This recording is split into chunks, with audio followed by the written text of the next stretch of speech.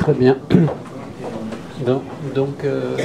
Comme cela vient de vous être dit, c'est un des 130 chapitres du livre sur l'histoire mondiale de la France, dont le projet est historique et politique, visait à montrer que la France n'est pas une sorte d'entité venue des fonds des âges, comme avait dit un jour le général de Gaulle, mais qu'elle est forcément, et c'est une banalité, en interaction avec tout ce qui se passe dans le reste du monde. Et ce dont je vais parler aujourd'hui, c'est ce qu'on appelle la révolution néolithique, dans le jargon des archéologues, c'est-à-dire le moment où on a inventé l'agriculture et l'élevage dans le monde.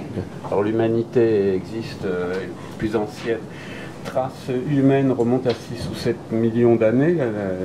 La séparation d'avec les autres primates remonte à peu près 10 millions d'années. Et pendant toute l'Homo sapiens, comme vous et moi, émerge progressivement en Afrique entre 300 000 et 100 000 ans. Et sort d'Afrique, donc par la Méditerranée, surtout en passant par l'Est et le Proche-Orient. Il est signalé au Proche-Orient à partir de moins 100 000, et sans doute aussi par le détroit de Gibraltar. Et il va se répandre après dans l'ensemble du monde.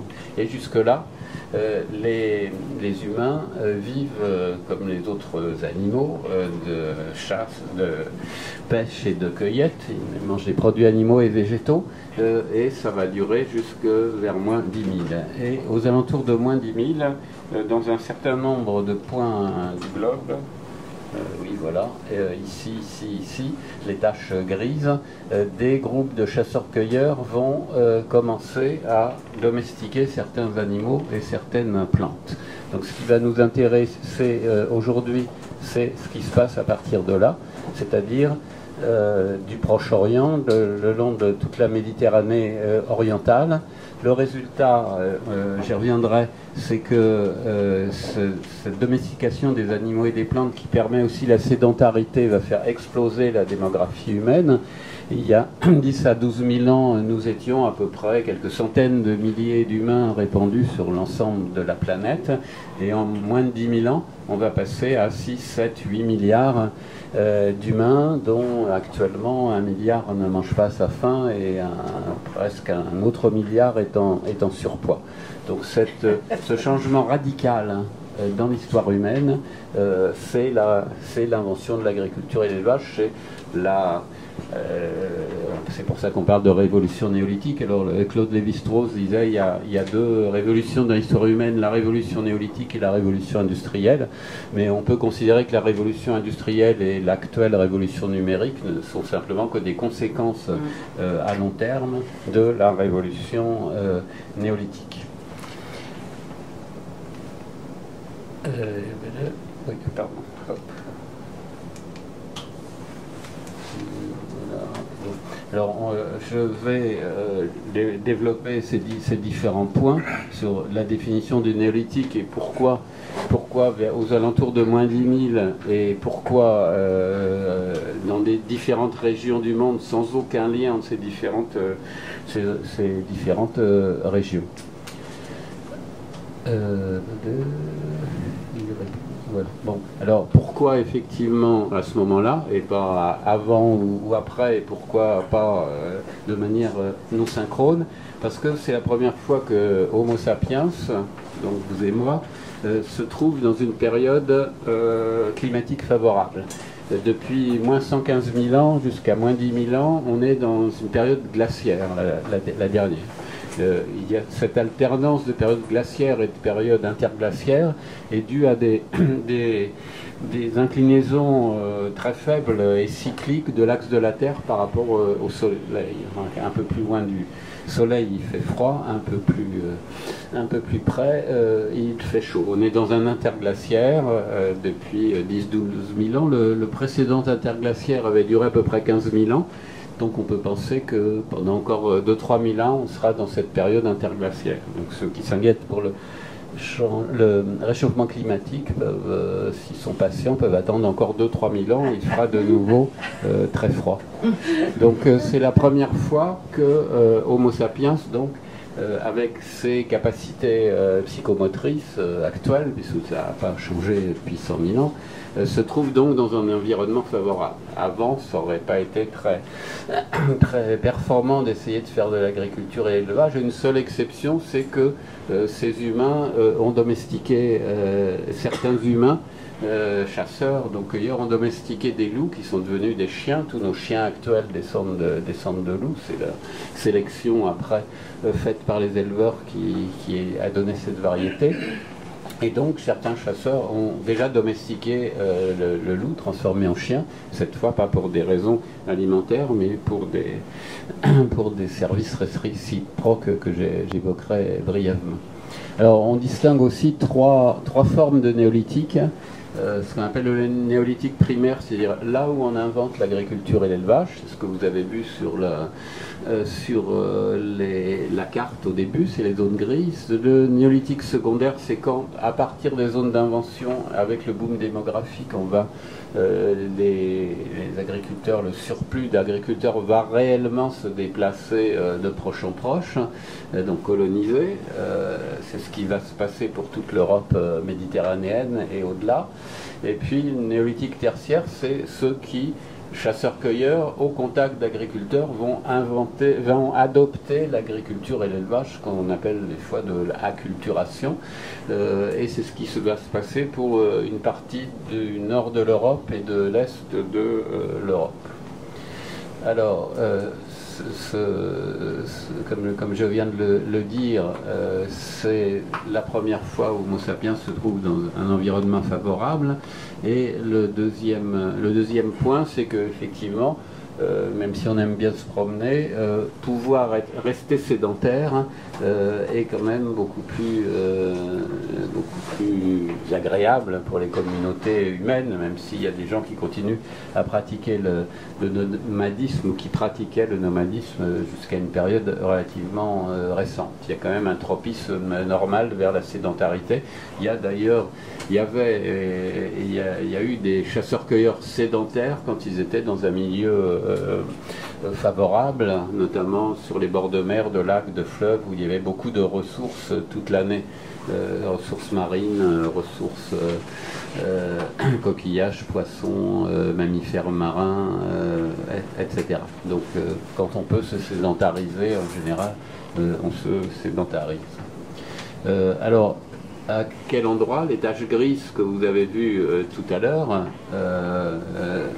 ils ne sont pas très nombreuses, hein, il y a peut-être 6 ou 7 foyers d'invention sur l'ensemble de la planète, parce que effectivement, si vous vous trouvez dans une région qui est extrêmement abondante, comme justement certains chasseurs-cueilleurs, par exemple sur la côte ouest et la côte pacifique des actuels États-Unis et Canada, avec des ressources très riches en saumon qui remontaient les fleuves, avec des châtaignes, des glands. Même chose au Japon, par exemple, une culture qu'on appelle Jomon, qui va durer pratiquement jusqu'au dernier siècle avant notre ère.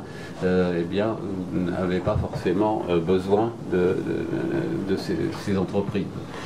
Si vous êtes dans les grandes plaines nord-américaines, vous voyez passer devant votre tipi chaque jour des troupeaux avec des milliers de bisons, vous n'avez aucune raison de vouloir domestiquer le bison, qui n'est pas un animal facile, alors que quand vous en avez besoin, il suffit d'aller en tuer un. Et puis il faut évidemment que ce soit dans un endroit où il y ait des espèces domesticables. Et la région dont on va parler aujourd'hui, et qui va faire le début, qui est le Proche-Orient, effectivement, se trouve dans cette situation intermédiaire avec des espèces sauvages domesticables, blé, orge, porc, bœuf, mouton, chèvre, mais dans une zone un peu de savane semi-aride où effectivement la domestication va apporter un plus et va permettre de lisser les ressources dans les périodes défavorables. Alors, ensuite, pour passer effectivement, il faut au moins 3 choses. il faut maîtriser quand même un certain nombre de techniques. Par exemple, pour les céréales, il faut être capable de les stocker suffisamment longtemps pour pouvoir les ressommer ensuite. Si nos céréales pourrissent, si elles sont mangées par les rongeurs, etc., vous n'allez pas pouvoir le faire. Même chose, il faut savoir contrôler les animaux, les nourrir pendant tout l'hiver, les soigner dans la mesure où vous allez les arracher à leur mode de vie naturel. Alors ça se fait pas du jour au lendemain. C'est progressif, et comment d'ailleurs les archéologues le savent, parce que la domestication va entraîner des modifications, puisque les éleveurs à chaque fois vont privilégier les animaux les plus dociles.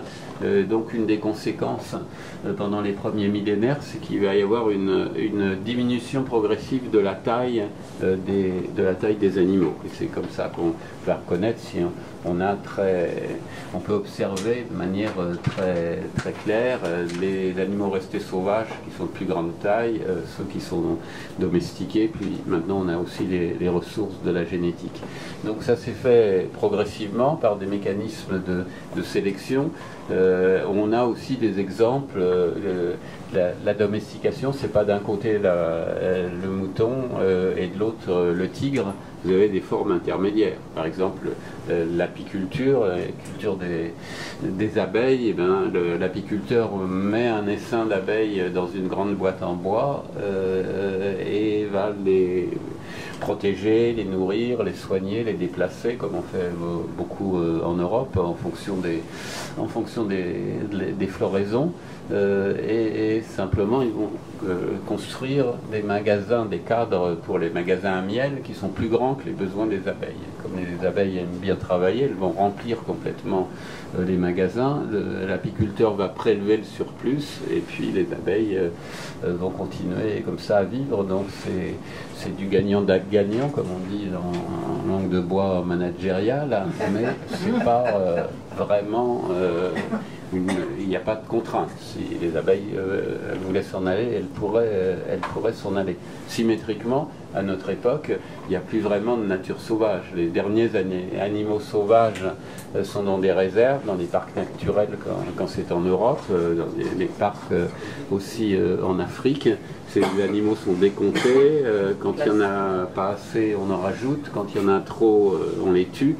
Ce qu'on appelle prélever pour les malheureux loups, les 200 ou 300 loups actuellement qui sont installés en France.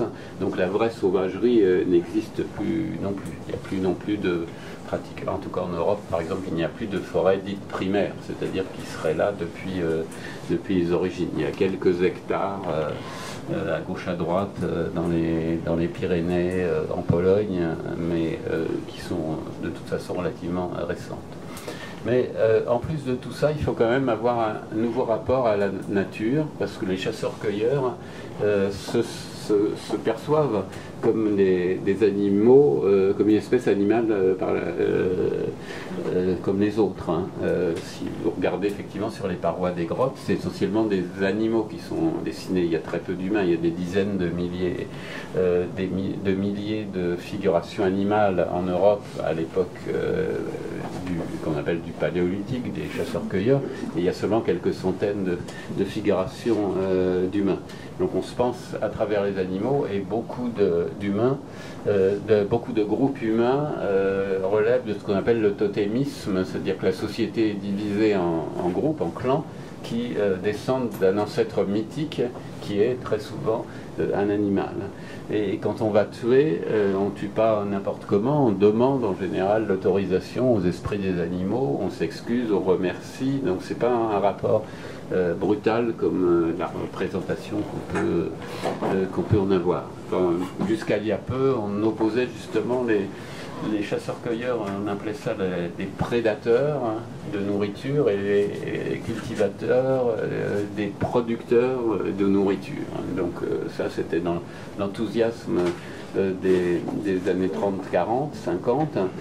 Maintenant, on réalise, et ça devient une banalité, que ce qu'on appelle la production, c'est simplement une prédation à très grande échelle, aussi bien des ressources marines qui relève, la pêche industrielle relève de la prédation de type paléolithique à grande échelle, et on épuise les ressources naturelles. Tout ça, c'est des banalités, mais ça n'était pas perçu au début par effectivement les archéologues et les historiens.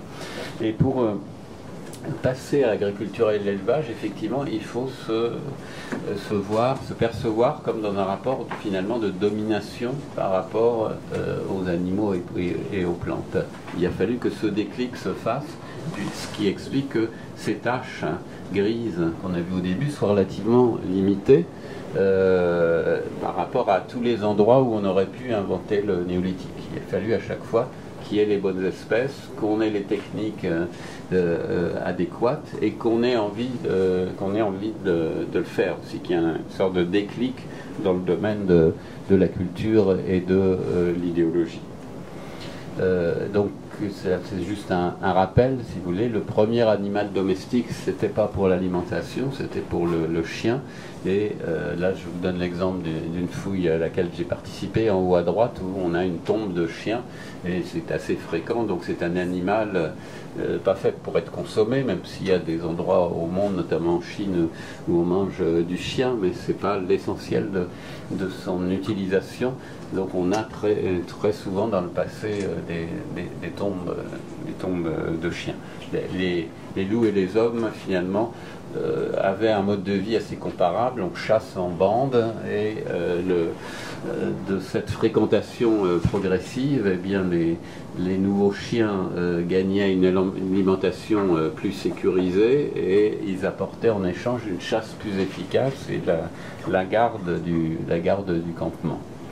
Alors, ces facteurs idéologiques dont je vous parlais, ils ont été traités par plusieurs historiens et archéologues, notamment Jacques Cauvin, que vous avez à gauche, à Naissance des divinités, Naissance de l'agriculture, qui s'est demandé s'il n'avait pas fallu d'abord ce déclic, justement ce nouveau rapport à la nature, et tout le reste serait venu ensuite. Le problème, c'est que c'est une hypothèse intéressante, mais qu'on ne peut pas prouver, jusqu'à présent en tout cas, archéologiquement, ni prouver, ni réfuter. Et il est probable que ces processus se faisant sur des siècles, c'est des va-et-vient, si vous voulez, qui sont entraînés progressivement. J'ai mis la photo de Thomas Edison et du petit livre sur Marie à un mouton, parce que c'est la première phrase qui a été enregistrée au monde sur un appareil à la fin du 19e par Edison lui-même, et qui est Marie a un petit mouton, et partout où Marie va, son petit mouton la suit. Bon, ça a été dit en anglais, mais c'est une des hypothèses qui ont pu être faites, que ça pouvait être des petits animaux d'abord apprivoisés quand ils sont tout petits, capturés par des chasseurs, qui auraient pu amener notamment cette familiarité progressive avec certains animaux. Et on connaît des chasseurs-cueilleurs, notamment en Amazonie, où, comme animal d'agrément, donc c'est pas une invention des sociétés modernes, on va apprivoiser de tout petits animaux, mais il faut le faire quand ils sont très très jeunes, pour qu'il y ait une espèce d'empreinte, comme on dit, pour le faire. Je vous donne quelques références, si vous voulez réviser ensuite. À gauche, la révolution néolithique dans le monde. Un colloque que j'avais organisé au sein de l'INRAP, l'Institut national de recherche archéologique préventive, qui a été publié donc par le CNRS, qui est un livre collectif donc, par tout un groupe d'archéologues du monde entier, qui pose l'ensemble de ces problèmes à la fois de manière transversale et région par région. Et puis vous avez un livre assez intéressant d'Alain Testard, un ethnologue qui est décédé récemment, justement, qui est une grande réflexion sur ces inventions et sur les raisons de cela. Donc, comme c'est un livre de 2012, vous avez là, si vous vous intéressez à la question, tous les éléments du débat et et la bibliographies. Vous savez aussi, j'ai fait une introduction beaucoup plus simple, qui je crois est sur le présentoir. Et vous avez deux autres livres plus théoriques et de réflexion, et qui sont cette fois le plus critiques, puisque je vous disais tout à l'heure que le néolithique a provoqué une explosion démographique qui est toujours incontrôlée, et pour l'instant incontrôlable. C'est la première chose. Et le deuxième effet, c'est que les chasseurs-cueilleurs, dans les observations ethnographiques qu'on a, travaillent en moyenne à peu près 3 heures par jour pour acquérir leur alimentation. Donc les chasseurs-cueilleurs pratiquent la semaine des 21 heures, si vous voulez, depuis des dizaines de millions d'années et des millions d'années. Ce que va produire le néolithique, c'est qu'effectivement, on travaille tout le temps, puisque le but du travail, c'est d'abord de survivre, donc de s'alimenter. Alors on pourrait dire, oui, mais il n'y avait ni la télévision ni Internet, mais à ce moment-là, on répond ce qu'a fait Marshall Salins, que l'abondance d'une société, c'est le rapport coût-profit, c'est-à-dire l'énergie que vous mettez et ce que vous en retirez. Et nous, par exemple, aujourd'hui, on a un niveau de vie, chacun de nous, un niveau de vie qui est en réalité bien supérieur à celui de Louis XIV ou de Napoléon Ier. Et si l'humanité continue, dans 10 000 ans ou 100 000 ans, le niveau de vie de nos descendants sera évidemment infiniment supérieur à ce qu'il est actuellement. Donc c'est une question de rapport coût-profit. C'est pour ça qu'à gauche, l'ethnologue américain Marshall Salins a développé l'idée que les seules sociétés d'abondance, là où le rapport coût-profit était le meilleur, étaient les sociétés de chasseurs-cueilleurs. Ils avaient beaucoup plus de temps libre.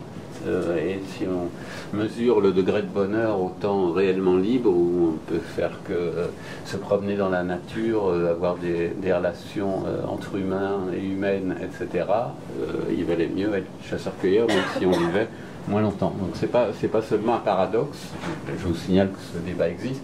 Et puis récemment, ce livre qui a été un best-seller mondial de l'historien israélien Yuval Harari, Sapiens, une des thèses fortes du livre, c'est qu'effectivement le néolithique, ça apporte la sédentarité, la concentration, l'appropriation personnelle, la violence, je vais y revenir, et que donc c'était pas une bonne idée.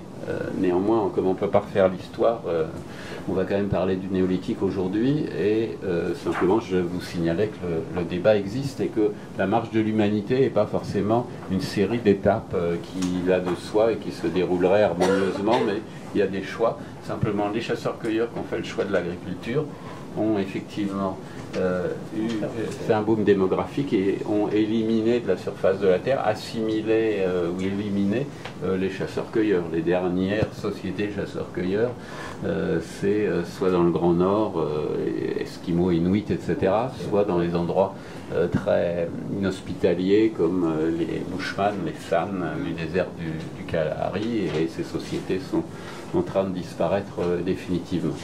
Donc je reviens à ces différents foyers de néolithisation, sachant, comme je vous le disais, qu'on va se concentrer d'abord sur ce qui se passe au Proche-Orient, et ensuite les effets tout le long de la Méditerranée de l'extension de l'agriculture et de l'élevage. Alors un point important à voir, puisque je vous parlais des zones où ça apparaît ou n'apparaît pas, c'est que si on se concentre seulement sur cette seule zone, vous voyez en marron, ça c'est ce qu'on appelle des biomes, hein, c'est-à-dire les régions environnementales sur Terre. Donc en vert foncé ici, vous avez le climat et l'environnement tempéré, en orange les zones de steppe, en bleu clair la forêt de conifères des zones froides, et puis en bleu foncé les zones vraiment arctiques, en jaune les déserts, et donc vous avez en marron ici le climat méditerranéen. Et vous allez voir que dans un premier temps, dans la zone qui nous intéresse, le néolithique qui apparaît donc ici, va se borner aux zones méditerranéennes. qui ne sont pas si fréquentes que ça dans l'ensemble du monde. Vous avez ici l'Afrique du Sud, la Californie, et puis donc tout ce qui est les zones dites méditerranéennes. Et puis vous avez après les zones tempérées qui peuvent être également favorables. Mais les plus favorables dans la région qui nous intéresse, c'est effectivement la zone méditerranéenne, qui va expliquer que pendant 2 ou 3 000 ans, le néolithique restera effectivement dans cette zone méditerranéenne, tout en se répandant progressivement dans différentes directions. Donc ce qu'on va voir plus concrètement, c'est que le néolithique apparaît donc ici, ce qu'on appelle le croissant fertile, comme vous savez, et puis progressivement va s'étendre par colonisation, par néolithique secondaire. Ici sur la carte, et ce dont je vais parler, puisqu'on parle notamment de la France, je m'occuperai que de ce qui se passe pour l'Europe, c'est-à-dire des zones qui progressivement, donc d'abord l'ensemble de la péninsule des Balkans, et puis ensuite 2 courants dont l'un va suivre les bords de la Méditerranée, strictement cantonné aux abords de la Méditerranée, une bande d'une centaine de kilomètres de profondeur, et l'autre va se répandre dans l'ensemble des Balkans, puis dans le bassin du Danube. On parlait des fois de Danubiens, et va arriver à son tour sur les bords de l'Atlantique. Et les 2 courants, donc c'était les mêmes à l'origine, donc les 2 courants cousins vont se retrouver en France même et se mélanger. Et là, une fois qu'ils sont en France, accessoirement dans les îles britanniques, du moins la partie sud, une fois qu'ils sont en France, on ne pourra pas aller plus loin jusqu'à Christophe Colomb et à la colonisation européenne du reste du monde. Donc pendant des milliers d'années, vous allez avoir dans cette petite surface, l'Europe étant l'ultime presqu'île de l'Asie et la France l'ultime presqu'île de l'Europe, vous allez avoir des populations dont le nombre ne va pas cesser d'augmenter, et ce qui va donner au moins 2 conséquences principales. D'une part, une augmentation des violences entre les communautés, parce que les ressources et l'espace est restreint, et deuxièmement, le fait que ces sociétés vont devenir de plus en plus inégalitaires, donc une violence non seulement externe, mais interne. Alors, je repars du Proche-Orient. La zone en gris, là, ici, c'est là où apparaît l'agriculture et l'élevage. Et là, la zone en noir, c'est les zones des espèces domesticables. Donc, c'est cette zone, si vous voulez, qui est à la fois méditerranéenne, où vous avez des espèces domesticables, comme je disais tout à l'heure, blé, orge, lentilles également, moutons, chèvres, bœufs, porcs, que progressivement des sociétés de chasseurs-cueilleurs vont pouvoir se sédentariser et passer progressivement à la domestication de ces différentes espèces. Donc au départ, c'est des gros groupes de chasseurs-cueilleurs qu'on appelle les Natoufiens, du nom d'un petit cours d'eau de la région, le Wadi El Natouf.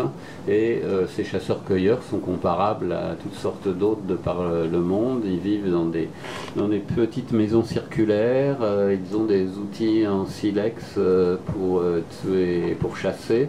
Ils ont des faucilles, comme ici, manches en os, dans lequel on insère des petites pointes de silex pour faucher les céréales d'abord sauvages et progressivement cultivées. Et ils ont des représentations relativement sommaires. Là, c'est en photo celle que vous avez en dessin, qui est un couple, qui représente un couple enlacé, qui est ce thème centré sur la sexualité, qui est assez fréquent dans l'art des chasseurs-cueilleurs. Sans doute parce que, comme je disais tout à l'heure, il n'avait pas grand-chose d'autre à faire. Alors, ensuite, progressivement, là, il se passe 1 ou 2 millénaires, et après ces quelques c'est à partir de ces petites tentes relativement modestes. Je ne sais pas si on peut atteindre une partie de la lumière, là, parce que ça, sinon oui, c'est peut-être mieux là. Non, donc, en 1000 ou 2000 ans, on va passer de ces petits villages de quelques dizaines d'habitants à des grands villages qui vont contenir plusieurs centaines d'habitants, bientôt plusieurs milliers. Et au lieu d'avoir des petites maisons rondes, on fait des maisons quadrangulaires cette fois. Pourquoi quadrangulaire? Parce que quand la famille, la maisonnée grandit, ben, vous pouvez rajouter des pièces que vous ne pouvez pas faire avec un tipi, avec une forme circulaire. Néanmoins, en général, on va garder cette forme circulaire ancestrale pour des bâtiments plutôt cérémoniels, plutôt voués à des activités cultuelles, religieuses, etc. Voilà un exemple. Le site de Göbekli, c'est écrit en bas là, Göbekli Tepe en Turquie, dans le sud de la Turquie, près de la frontière syrienne, et à côté de la ville de Urfa. On a retrouvé, donc là c'est la reconstitution en dessin, je commence par là pour vous l'expliquer, puis on verra en vrai. Donc une vingtaine de constructions circulaires, elles-mêmes d'une vingtaine de diamètres à peu près, faites en pierre sèche. On en a fouillé 4, les autres là qui sont suggérés, on les connaît par la prospection électrique, mais elles n'ont pas été fouillées. Et dans ces constructions circulaires qui n'ont pas servi d'habitation, il n'y a aucune trace de vie quotidienne à l'intérieur, sont insérées des stèles verticales sur lesquelles sont figurées des représentations. Et là, on est vers moins 9000 au moment où on est en train de basculer vers l'agriculture et l'élevage. Donc, vous voyez ce que ça donne. Donc, c'est pas très clair à comprendre. C'est pour ça que je vous ai montré le dessin avant. Donc, ces constructions circulaires en pierre sèche ici, vous en avez une ici et une là, dans lesquelles sont insérées ces stèles verticales. Voilà une vue un peu plus rapprochée. Donc, vous voyez, c'est les pierres sèches. Et puis ces stèles en calcaire qui ont été taillées à proximité et amenées là, qui font entre 3 et 5 mètres de hauteur. Donc voilà ce que ça donne en plan. Donc en vert foncé, les constructions, en rouge, les dalles verticales, et puis en jaune, vous avez l'habitation proprement dit qui se trouve à côté.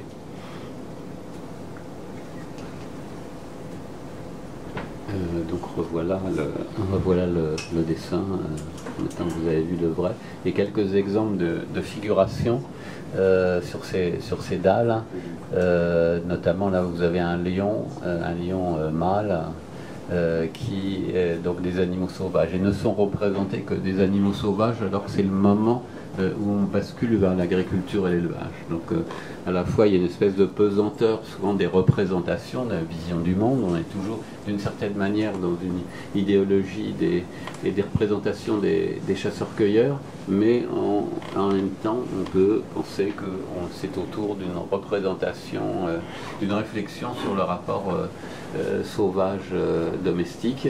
Et ces constructions de Göbekli et 4 ou 5 autres sites dans la même région, espacés de 40-50 km chacun, ils vont être abandonnés, mais abandonnés volontairement. C'est-à-dire ils ne sont pas détruits volontairement ni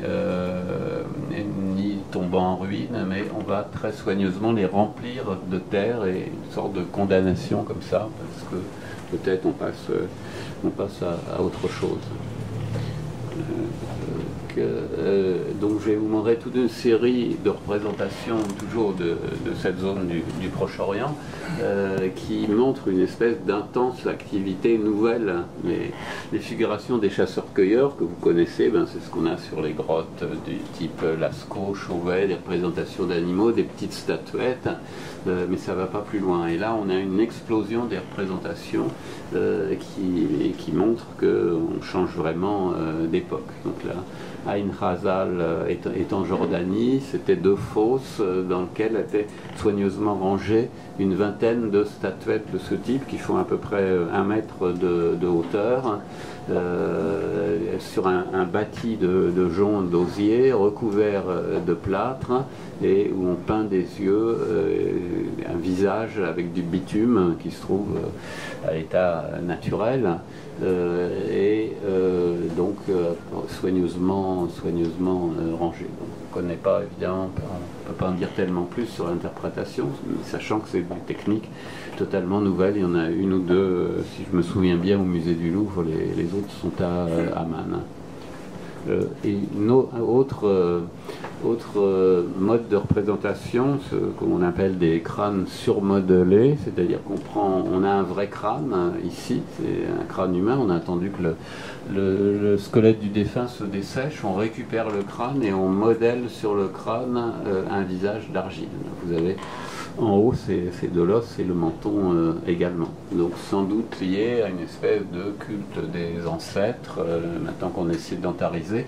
Tant qu'on était nomade, les morts sont enterrés au gré des déplacements. Là se constituent les premiers cimetières de l'humanité.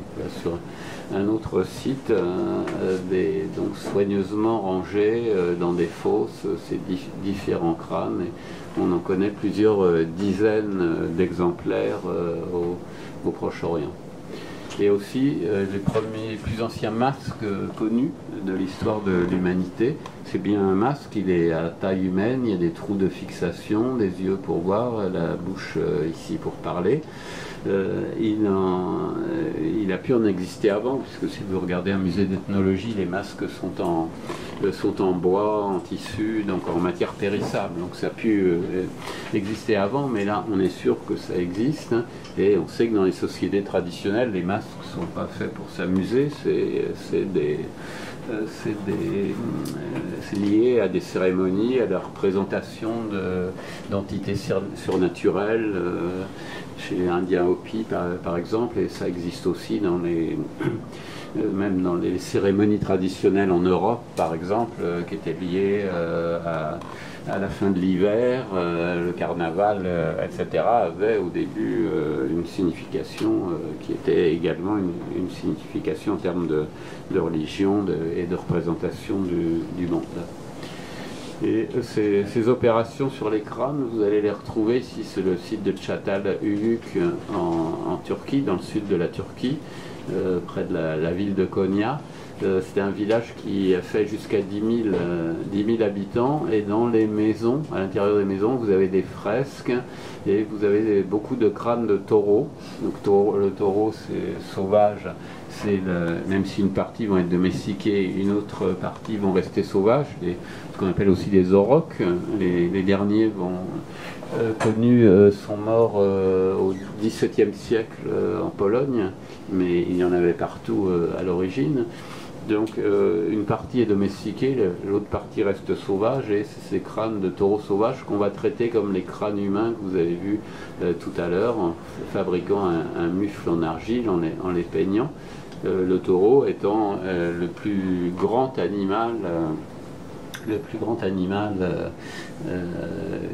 dans ces régions du monde, de même que les lions, comme on a vu sur le site de Göbekli, était l'animal le plus sauvage et le plus dangereux dans ces régions, sachant qu'il y avait des lions également dans tout le sud et l'est de l'Europe. Les derniers disparaissent au début de notre ère. Donc ces représentations, taureau, lion, sont des représentations importantes, et Jacques Cauvin, dont je vous parlais tout à l'heure, avait fait remarquer que justement les représentations principales qu'on a à cette époque, c'est le taureau d'une part, et des représentations féminines, beaucoup de femmes souvent représentées nues et au caractère sexuel exagéré.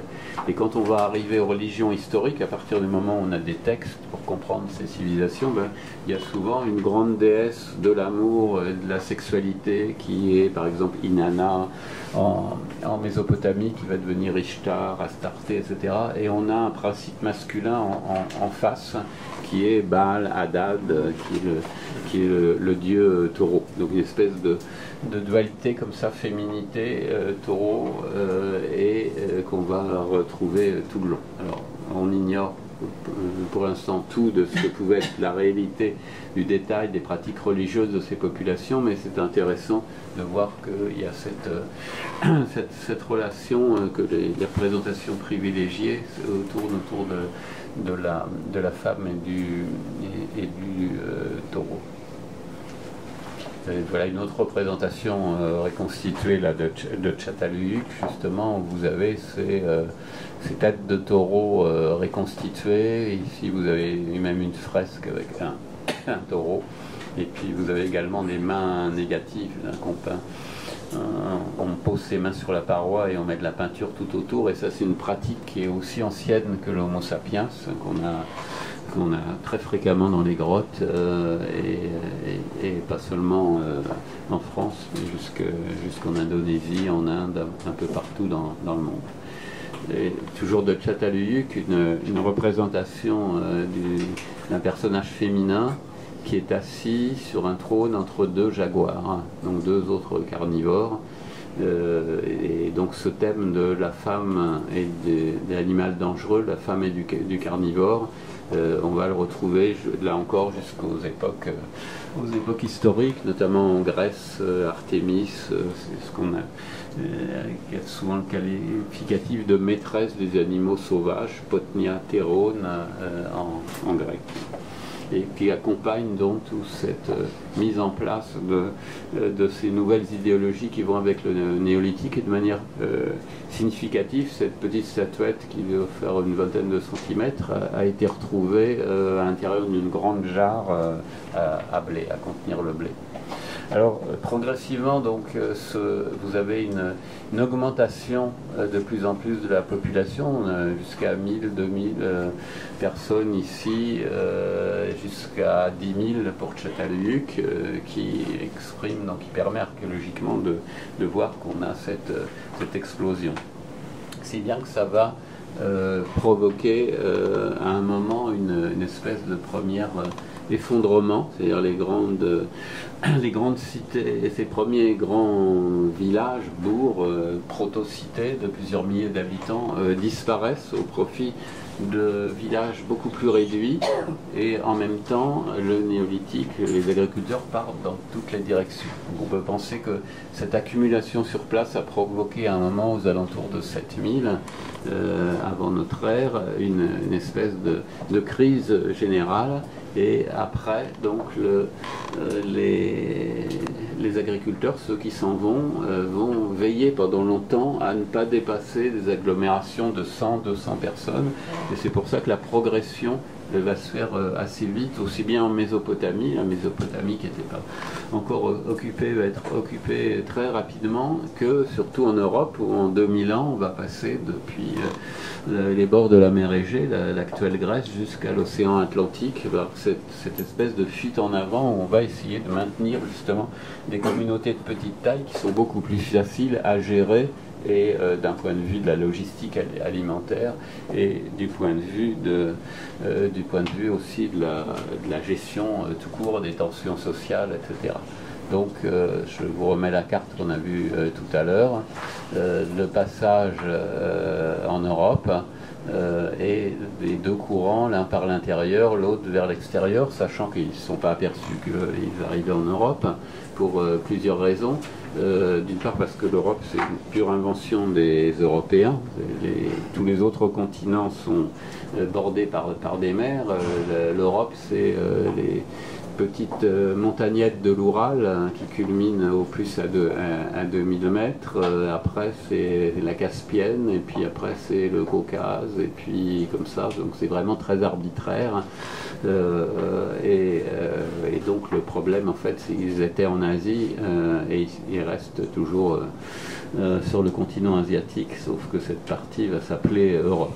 En outre, le niveau de la mer, qui était 150 mètres plus bas pendant la période glaciaire, n'a pas encore fini de remonter au fur et à mesure que les glaces des pôles et des montagnes fondent. Donc elle est encore entre 7 et 15 mètres plus bas à cette époque. Donc il y a beaucoup plus d'îles et même encore actuellement par beau temps on voit toujours l'île d'après.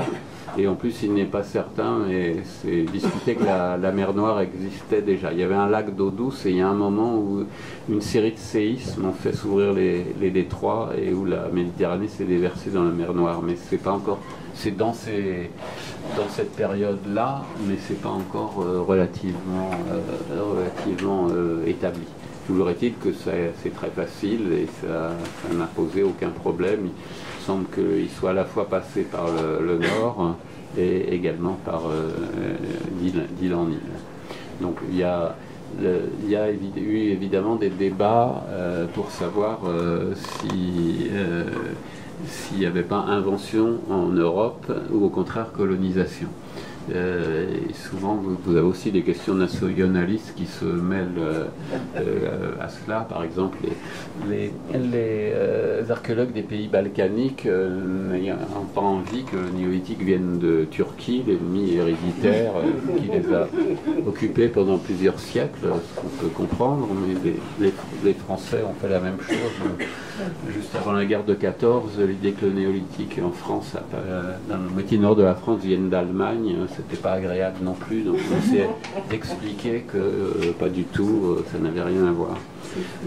Néanmoins, je ne vous fais pas une démonstration archéologique parce que ça sortirait un peu du champ, mais ces deux images vous montrent mélanger des objets du Proche-Orient, de Turquie notamment, et des objets de Grèce, et c'est strictement identique. Donc c'est pas, on pourrait argumenter que c'est la technique qui se déplace, mais tous les objets aussi liés à la parure, à l'idéologie, etc., se retrouvent des deux côtés. Donc, et puis maintenant, on a l'appui depuis quelques années de la génétique des populations. On peut retrouver de l'ADN dans les ossements humains qui prouve que c'est massivement une colonisation qui vient du Proche-Orient. Alors je vais vous montrer un exemple qui est la fouille à laquelle j'ai participé en Bulgarie, ici un site qui s'appelle Kovačevo, pour montrer à quoi ressemble en Europe, et on va la retrouver de manière identique en France, ce tout début du néolithique, ces premiers agriculteurs. Donc ici la fouille est près de la frontière grecque, dans le sud-ouest de la Bulgarie. Dans des collines à 300-400 mètres d'altitude, sur une terrasse le long d'un petit cours d'eau. Donc pour vous donner le genre de situation qui était recherchée par les agriculteurs. Et voilà l'implantation la plus ancienne, en 6000 et 6200. Donc vous voyez, ce qu'on a là, c'est les fondations des habitations. Donc les maisons sont construites en poteaux en bois sur lesquels on montait des murs en terre. Donc ensuite la terre se dissout progressivement, il vous reste la trace des poteaux en bois, et c'est comme ça qu'on arrive à reconstituer. Vous voyez que c'est des maisons rectangulaires. Je vais vous donner voilà, une maison un peu plus rapprochée, si vous voulez, rectangulaire donc. Comment on peut en savoir un peu plus, et à part les fondations, la profondeur des poteaux, l'analyse chimique, sédimentologique de la terre des murs, c'est qu'ils ont eu la gentillesse de faire également à différentes époques des petites maquettes en terre cuite pour différents usages, soit jouets, soit usages cérémoniels, et qu'on sait donc c'est des toits à double pente avec des ouvertures. Là, c'est différents endroits d'Europe, mais c'était en dessin, là vous l'avez en vrai au musée archéologique de Sofia, donc là, en Bulgarie, donc qui nous donne alors, les fenêtres étaient peut-être rondes, on ne sait pas si, mais en tout cas on a l'allure générale, et les pollens aussi nous renseignent sur où les restes, quand les maisons brûlent, nous renseignent sur les matériaux qui pouvaient être utilisés. Ces maisons n'étaient pas forcément d'un aspect très sommaire, parce qu'on a quelquefois des traces d'enduits peints, donc de fresques qui les décoraient à l'intérieur et à l'extérieur de motifs géométriques. On a encore une vue rapprochée d'une de ces petites maisons. Vous voyez la trace des poteaux ici, et puis le mur en terre. Et vous voyez qu'il y avait des décorations au bout du fait du toit, etc. Donc c'était des maisons qui étaient certainement assez élaborées. Pour revenir à Covacevo, là, sur cette fouille, nous avons les traces de four, c'est-à-dire qu'on fait la sole du four de part de grosses pierres qui retiennent la chaleur, et sur lesquelles on met la sole proprement dit en argile fine. C'est le principe des fours à pizza que vous connaissez, et puis on va monter une voûte au-dessus qui, elle, a disparu, a été détruite ensuite, mais dont on a le départ. Et ici, on a là encore de nouveau une maquette trouvée en Grèce, en Thessalie, un site qui s'appelle Zarco, où on a représenté, donc, comme dans une maison de poupée, on a la base des murs, la porte ici, le four justement qui vous donne la forme de la voûte, et puis on a trois couples de figurines, deux grandes, deux moyennes ici et deux petites. Donc ça nous incite à penser qu'on a plutôt affaire à des familles nucléaires, à une vie plutôt en couple et avec trois générations qui vivaient dans la maison, ce qui n'est pas du tout différent de ce qui se passe dans les sociétés méditerranéennes traditionnelles. Et puis avec quelques objets dont on connaît moins la signification, donc qui nous donnent une idée donc, de ce que pouvait être la vie, sachant que ces maisons dans les Balkans sont de petite taille, en général 4-5 mètres de côté, et quand on va passer à l'Europe tempérée, vous verrez que les maisons sont de plus grande taille. Alors avec le néolithique apparaît la poterie, c'est pas toujours lié.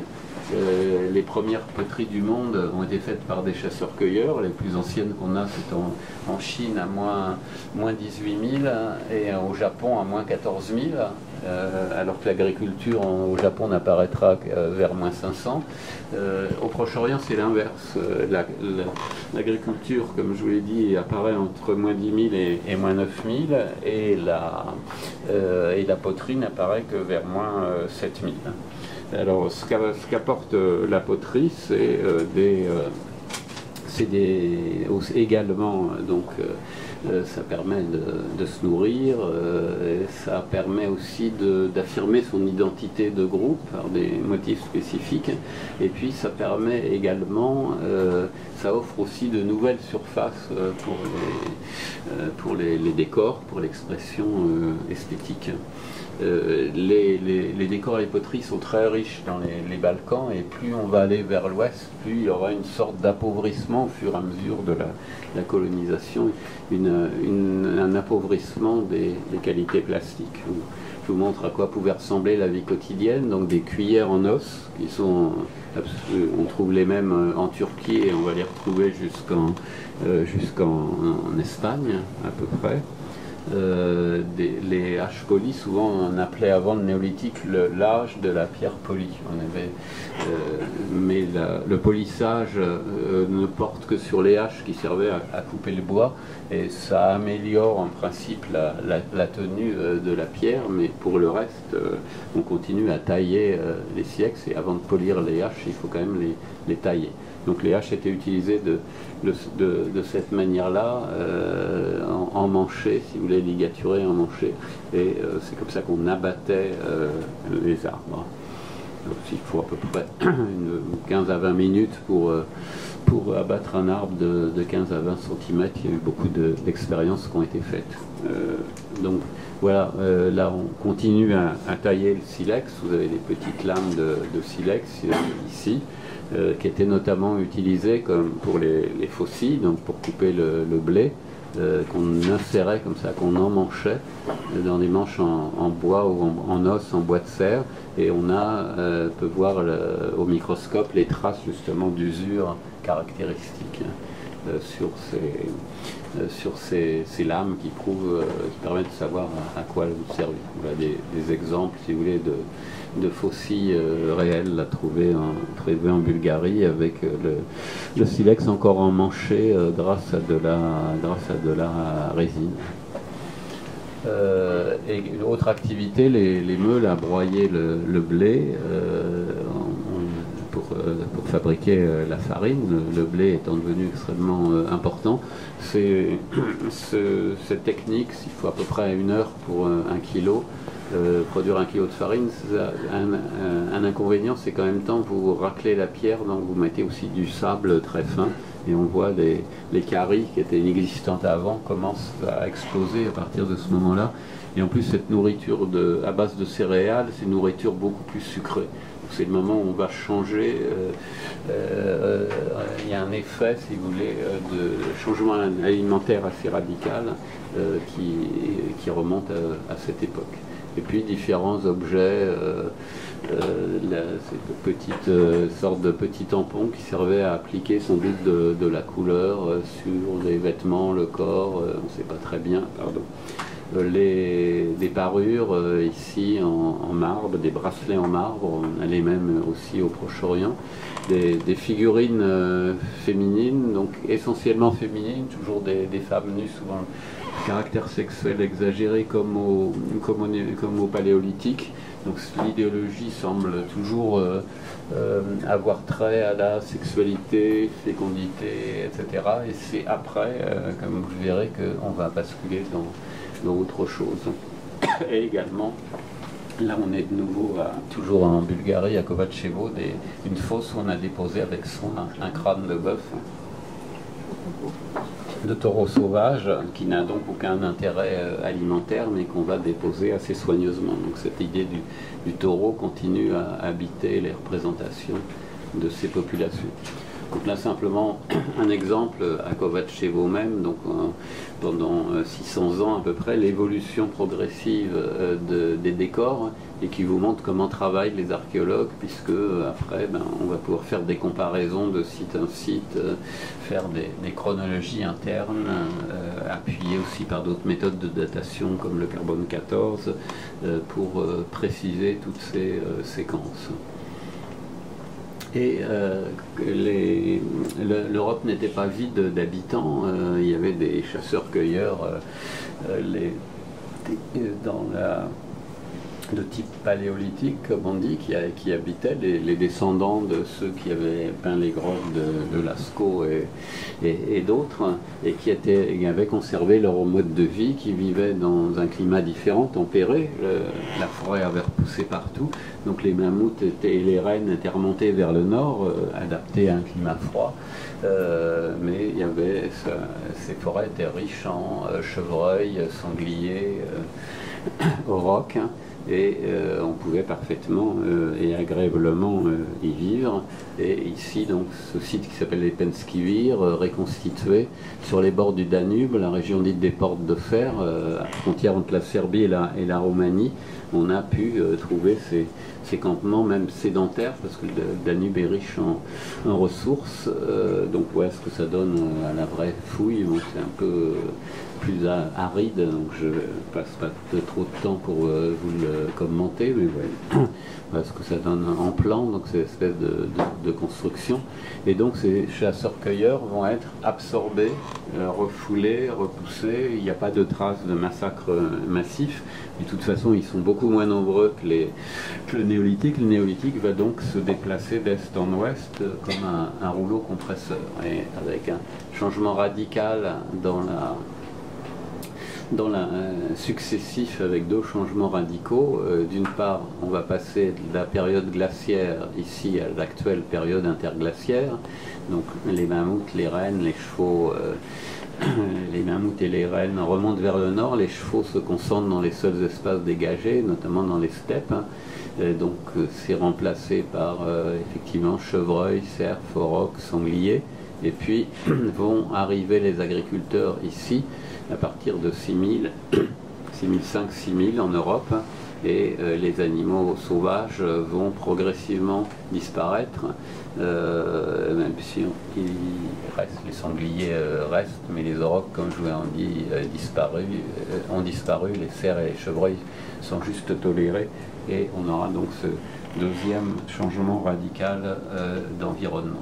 Alors dans les Balkans, comme je vous le disais, c'est extrêmement riche en production esthétique, en statuettes, toujours très centré sur la représentation de la féminité. Même là, si là vous avez un couple tendrement enlacé et qui se tient par les épaules, c'est une représentation qui est exceptionnelle. Et plus on va aller vers l'est, plus ça va s'appauvrir. Là on est en Serbie, une culture extrêmement inventive, où certaines personnes inventives ont reconnu des présentations fidèles d'extraterrestres. Et on a argumenté quelquefois, notamment comme cette archéologue américaine Maria Gimbutas, que puisqu'on représentait surtout des femmes, c'était donc une société où les femmes dominaient, une société matriarcale. Cette théorie apparaît au XIXe siècle. En fait, comme j'essayais de vous le montrer, les femmes sont plutôt montrées sous l'aspect de la sexualité. Par ailleurs, en ethnologie, on ne connaît aucune société où les femmes aient le pouvoir politique à l'exclusion des hommes. Elles sont plus ou moins dominées. Et en général, cette idée, en fait, reprend beaucoup de mythologies du monde qui disent souvent qu'avant, les femmes avaient le pouvoir, mais qu'elles sont tellement mal servies qu'on a été obligé les hommes ont été obligés, malgré eux, de le reprendre. Et si on prend des représentations proches de chez nous, ben, vous savez que c'est à cause d'Ève que les malheurs sont arrivés, puisqu'on vivait dans le paradis terrestre, on devrait toujours y être. Et à cause de cette histoire de pommes, on est obligé de travailler effectivement à la sueur de notre front. L'agriculture, c'est la chute en même temps. Et la même chose chez les Grecs. Là, il n'y avait que des hommes mâles sur Terre, et ils réussissent grâce à Prométhée à voler le feu. Donc le roi des dieux, Zeus, est très fâché et décide de les punir en fabriquant une créature maléfique, la femme, qui s'appelle Pandore. On lui donne une boîte ou une jarre avec tous les mots MAUX du monde et défense de l'ouvrir, comme pour Ève et la pomme. Évidemment, elle l'ouvre et tous les mots s'échappent, sauf l'espérance qui est tout ce qui nous reste. Donc cette idée-là, par rapport à un matriarcat primitif, en fait, est très liée à des justifications masculines de la domination masculine. Et je vous ai cité un autre livre d'Alain Testard, là, dans celui-là, justement, il s'applique à réfuter justement ces théories. Donc, d'une part, vous avez ce courant strictement méditerranéen à droite, lié vraiment à la Méditerranée, qui est caractérisé par des poteries décorées d'impression, donc pas de peinture, et qui va se déplacer dans des pirogues en bois, ici reconstituées, mais on a trouvé les vrais, qui permettent de penser qu'ils ont utilisé la navigation haute mer pour se déplacer. Donc dans un premier temps, c'est cette zone-là qui est occupée, et puis ils vont s'étendre progressivement et arriver jusqu'au Portugal et jusqu'à l'Atlantique. Et on connaît moins bien leurs habitations. On a plutôt des restes d'habitations circulaires, mais pas très clairs. Et ça a été moins fouillé aussi, moins observé. Il y a eu moins de grandes fouilles de sauvetage ou préventives. Donc c'est quand même globalement ce courant est moins bien connu. Et puis vous avez l'autre courant, les Balkans et l'ensemble de l'Europe tempérée. Il reste quelques siècles à la limite entre un climat plutôt méditerranéen et un climat franchement continental, le temps que les gens, les plantes et les animaux s'habituent. Et puis ensuite, toute cette grande culture qu'on appelle le rubané ou céramique linéaire va se répandre très rapidement, et on peut estimer que ça représentait 2 millions à peu près d'habitants au même moment, et c'est eux qui vont arriver en France et jusqu'à l'Atlantique. Donc voilà des représentations des très longues maisons qui font jusqu'à 40-45 mètres de long, des puits en bois, des moutons, des chèvres, des bœufs, etc. Voilà ce que ça donne à la fouille. Là, par exemple, en République tchèque, les premières grandes fouilles qui ont été menées par les archéologues tchèques dans les années 50-60. Donc les restes des fondations des habitations, un peu comme vous avez vu à Kovačevo, les trous des poteaux et puis les murs en terre. Donc voilà ce que ça donne en plan, bordé de fosses qui servaient à extraire l'argile pour le mur. Donc voilà la reconstitution en 3 dimensions ici, et puis là une reconstitution réelle qu'avait faite mon équipe du CNRS dans la vallée de l'Aisne, et vous pouvez en voir dans plusieurs endroits. Près d'Amiens, il y a un parc archéologique qui s'appelle Samara, où vous avez une reconstitution de ce genre. Et voilà ce que ça donne à la fouille, où on va retirer la terre arable, et sous la terre arable on trouve immédiatement les traces des poteaux de ces habitations. Et il y avait, comme vous avez vu là, il y avait un puits là, carré, qui n'est pas de la fantaisie, ça s'inspire d'un puits réel qui a été fouillé en Allemagne, en bois, margelle en bois, très soigneusement organisé. Et vous voyez qui faisait 14 mètres de profondeur, avec le cuvelage en bois, et qui descendait jusqu'à la nappe phréatique. Kukhoven, ça s'appelle, et on est vers moins 5100 avant notre ère. Donc voilà la raison pour laquelle on parle de céramique linéaire ou rubanée, parce que la peinture n'existe pas en Europe centrale et occidentale, c'est uniquement des décors gravés sur la pâte fraîche des poteries. On a toujours l'outillage en silex, ici des pointes de flèches, mais la chasse occupe maintenant un rôle tout à fait marginal. C'est 5 à 10% de la viande vient des cerfs ou des aurochs ou des sangliers, le reste vient des animaux d'élevage. Les rites funéraires, en général, les morts sont enterrés en position fléchie, en position fétale, dans des tombes où on dépose des poteries pour la nourriture. Ils sont habillés, ils ont leurs bijoux. C'est l'inhumation qui domine. L'incinération existe à cette époque, mais elle est très marginale. Et dans ces cimetières, il n'y a pas de différence notable de richesse à cette époque, ce qui va changer par là-dessus. Et comme je vous l'ai dit, plus on va aller vers l'ouest, plus ça va s'appauvrir. Les figurines sont beaucoup plus sommaires, beaucoup moins élaborées, la poterie aussi.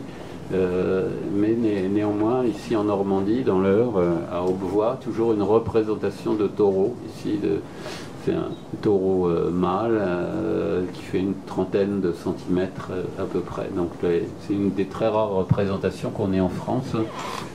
Représentation tout court, humaine ou animale, et c'est justement un taureau. Et cette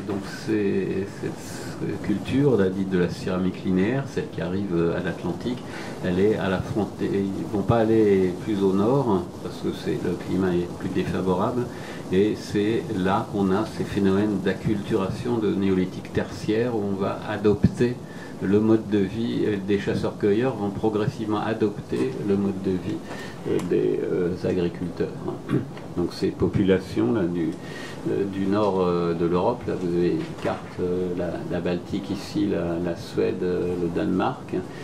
Cette culture qu'on appelle Ertebølle, de chasseurs-cueilleurs, va au contact des agriculteurs commencer à faire une poterie sommaire, et va commencer à domestiquer très progressivement certains animaux. Néanmoins, dans une bonne partie de l'Europe encore, notamment ici en Russie, on va continuer des modes de vie de chasse et pêche, ici des nasses en Russie, mais en se sédentarisant là où c'est possible, là où les ressources sont abondantes, et en pratiquant des formes de poterie très sommaire, à fond pointu comme ici, presque toujours à fond pointu pour être fiché dans le sol et avec des décors relativement sommaires. Et avec des constructions telles qu'ont pu les reconstituer. Les images sont pas très bonnes, c'est des publications un peu anciennes, mais ça vous donne une idée de ce que pouvait être, de ce que les archéologues russes ont pu reconstituer pour ces constructions avec ces poteries à fond pointu. Dans les zones très humides, on a toute une série d'objets en bois que vous avez ici, même de filets à cet endroit-là. Donc chasseurs-cueilleurs sédentaires qui vont rester encore très longtemps, jusque vers aux alentours de moins 2000. On continue à avoir ce mode de vie de chasseurs-cueilleurs sédentaires, alors que ça fait plusieurs millénaires que l'agriculture et l'élevage sont installés en Europe du Sud et de l'Ouest.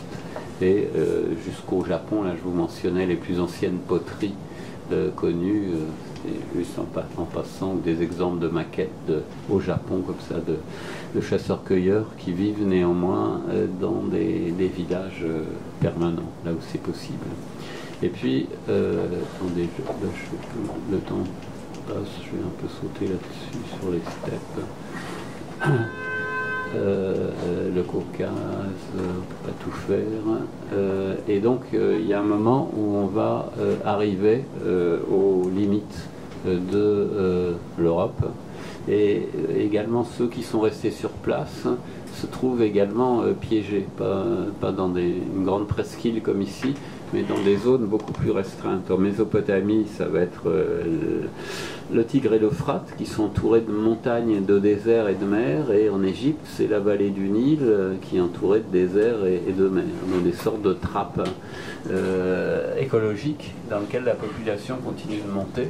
Et donc on passe de culture encore traditionnelle en Mésopotamie à bientôt, à partir de 3500-3000, des villes, aussi bien en Égypte qu'en Mésopotamie, qui vont être les plus anciennes villes du monde.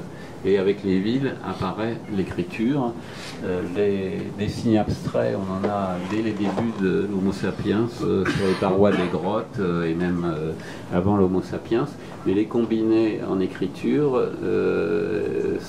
ça n'apparaît qu'avec des grandes masses humaines, parce qu'on peut se transmettre oralement des prières, des hymnes religieux, des épopées, mais on ne peut pas, si on veut vraiment gérer, savoir à qui appartient qui a payé ses impôts, etc.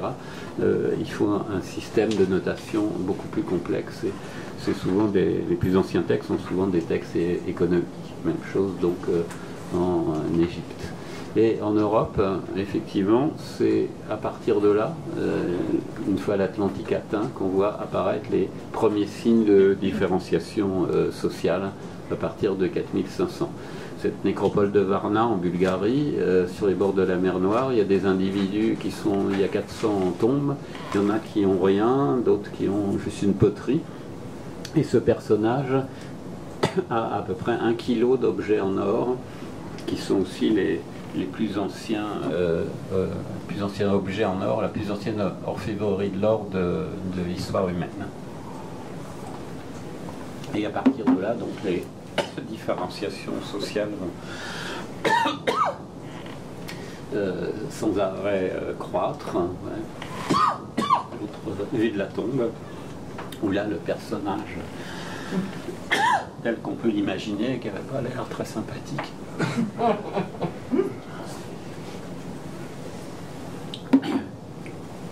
Et donc à partir de là, les choses vont basculer. On passe aussi vite qu'au Proche-Orient.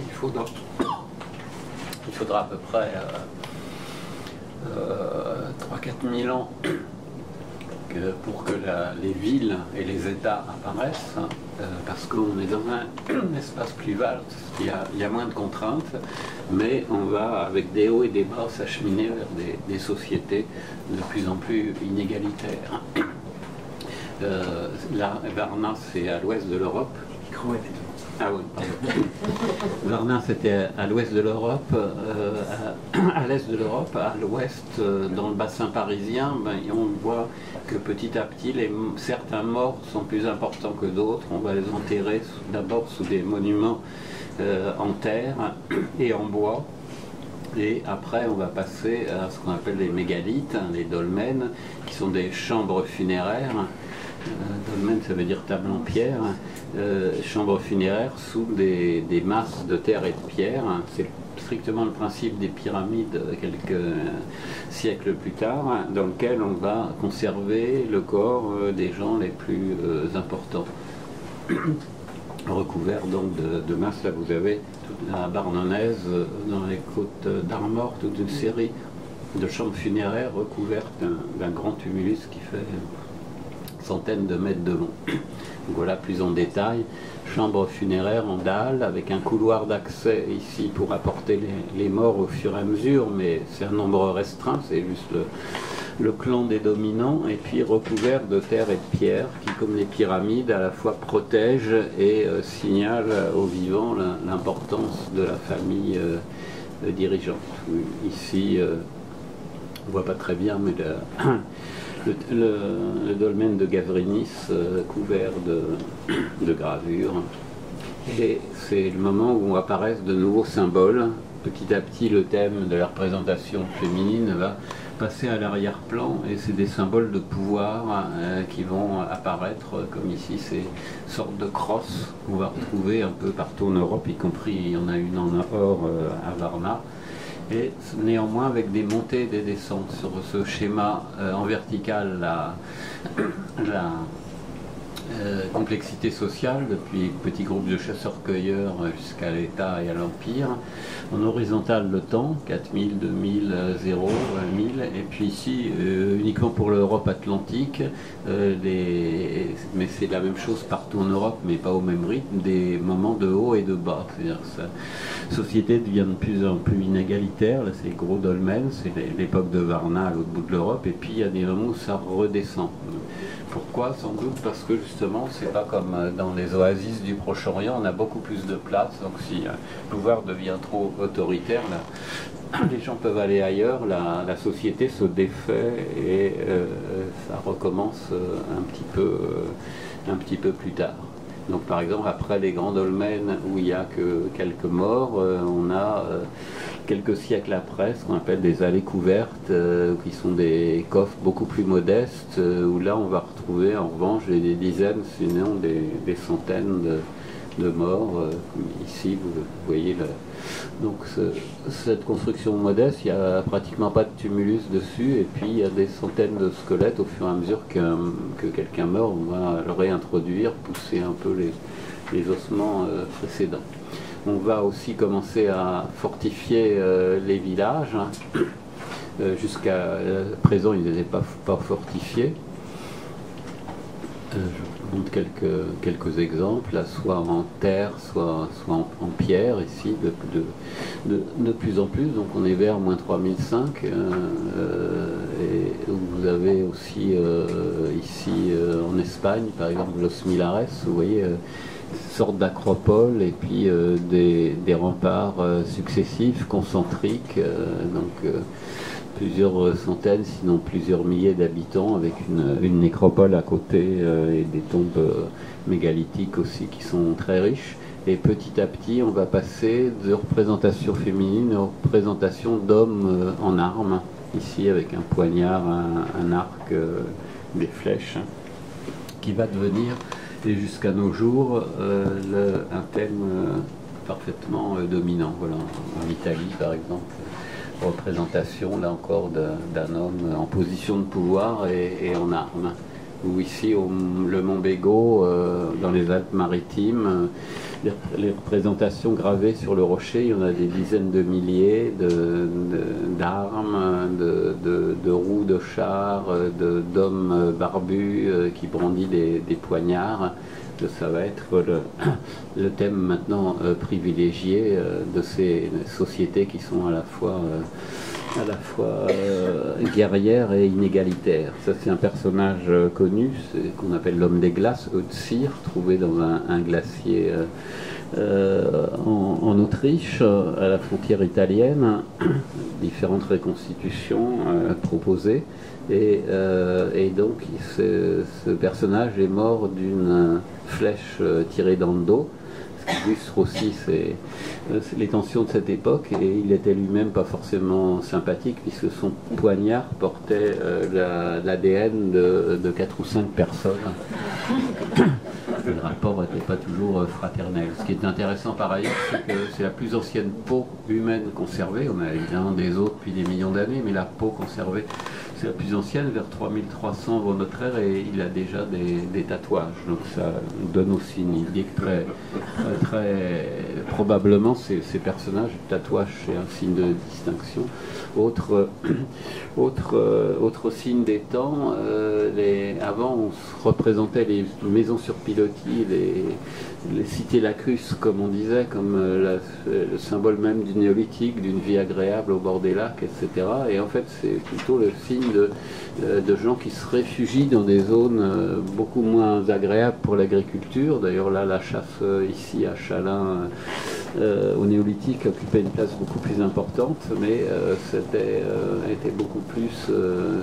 plus un indice de manque de terre arable et en même temps de protection que ces célèbres cités lacustres. Et comme je disais, il va falloir faire des gains de productivité. Donc il y a dans toute cette période, qu'on appelle aussi celle de l'âge du cuivre, des premières sociétés inégalitaires, il va falloir faire toutes sortes d'inventions techniques pour nourrir cette population en augmentation constante. Donc c'est le moment, vers 3005, moins 3005, où apparaissent les premières, la roue et les premiers véhicules à roues. Avec des maquettes ici en argile. Donc, au début, c'est des véhicules à roues pleines. Là, j'ai pris une représentation fin 19e siècle, donc c'est pas des chars de guerre, mais ça va évidemment améliorer les transports, la circulation. Et ils utilisent aussi ce qu'on appelle un travois, qui a été utilisé aussi par les Indiens des plaines. Donc c'est une sorte de traîneau comme ça, de triangle sans roue qu'on traîne et sur lesquels on peut poser des objets. On invente la charrue, ici la charrue primitive, ce qu'on appelle l'arère, qu'on a aussi en représentation, qui va permettre de travailler des sols beaucoup plus lourds. On montre que les objets circulent sur des très grandes distances. Par exemple, les très belles haches vertes qu'on retrouve en Bretagne, qui sont jadéites et viennent des Alpes, ici du mont Viso, et elles vont circuler, c'est tous les points jaunes, elles vont circuler dans tous les sens sur des centaines de kilomètres jusqu'au Danemark et en Angleterre. Le sel aussi est un produit important. On peut utiliser le sel marin, le sel gemme creusé dans la terre, ça va être un peu plus tard, mais on va beaucoup utiliser, c'est toutes les zones où il y a ces étoiles jaunes, on va beaucoup utiliser les sources salées. Justement, il y a du sel gemme dans la terre, l'eau passe et elle sort salée, et on va récupérer et faire évaporer ces sources salées. Je passe un peu, donc là c'est simplement quelques exemples aux marges de l'Europe où les figurations féminines continuent un peu plus longtemps qu'ailleurs, comme à Malte à Malte ou dans les Cyclades, mais sinon c'est les représentations masculines. Et vers 2200, on passe à la période suivante que je ne vais pas commenter mais que je vous signale, qui est l'âge du bronze. Le bronze, c'est le cuivre qui existe déjà depuis 3000 ans et qui est un matériau trop mou tout seul. Avec 10% d'étain, on va pouvoir faire des choses beaucoup plus solides et avec des formes nouvelles. Donc l'épée pour tuer de plus loin, et enclenchant la cuirasse et le casque, donc le début de la course aux armements, et des traces de guerre, la plus ancienne bataille européenne connue vers moins 1200 dans le nord de l'Allemagne, sur les bords de la Tollense,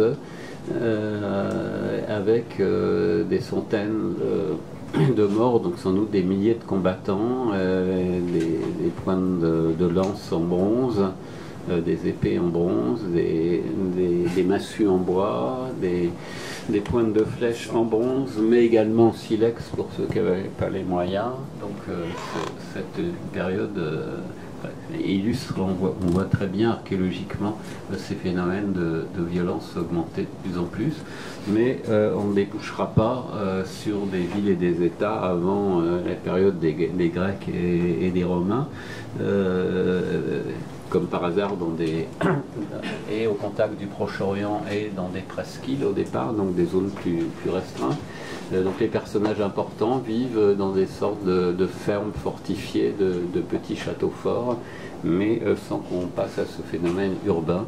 Et les représentations de l'âge du bronze se poursuivent dans le même fil. Donc ce qui est privilégié, c'est le soleil comme représentation d'un cosmos hiérarchisé, le cheval, le char de guerre, les hommes en armes, et néanmoins toujours avec des hauts et des bas, comme on a vu. Donc ça, c'est la dernière image. Pour vous représenter donc l'histoire, au moins l'histoire de l'Europe, le temps est de haut en bas, moins 6000 et 0 ici. En blanc, c'est les sociétés paléolithiques, donc il faudrait remonter de plusieurs mètres le schéma pour toute l'histoire des chasseurs-cueilleurs, dont il reste en Europe, il subsiste encore les Lapons ou Sam, qui vont continuer à pratiquer ce mode de vie pratiquement jusqu'à nos jours. Puis apparaît le néolithique, proprement dit, pendant 1000 ou 2000 ans, qui débouche sur les premières sociétés hiérarchisées en vert foncé, dit de l'âge du cuivre, et dont le mode de vie va se poursuivre, c'est-à-dire ces sociétés inégalitaires mais non urbaines, non étatiques, vont se poursuivre jusqu'au Moyen-Âge dans le nord de l'Europe, comme les Vikings, les pays baltes, le nord de la Russie. Et puis en jaune, c'est les États, les sociétés étatiques, donc un premier essai en Crète et à Mycène, mais qui ne va pas durer, et puis qui va se développer de manière définitive avec les cités grecques, puis l'Empire romain. L'Empire romain, lui, se poursuit à l'est avec l'Empire byzantin, puis l'Empire ottoman. Ce qui est pas, il faut lire aussi en colonne, là, ce que je n'ai pas signalé, donc l'Europe de l'Est, Europe centrale, Europe du Nord, Europe de l'Ouest. Et puis l'Empire romain, lui, éclate à l'Est dans sa partie ouest, avec les États du Moyen-Âge, puis moderne. Donc ce que je voulais montrer dans ce schéma, c'est que c'est pas complètement linéaire, mais que c'est effectivement plus complexe que cela, et que c'est intéressant en même temps de le voir sur la très longue durée. Bon, bah écoutez, j'étais un peu long et je vous remercie de votre attention.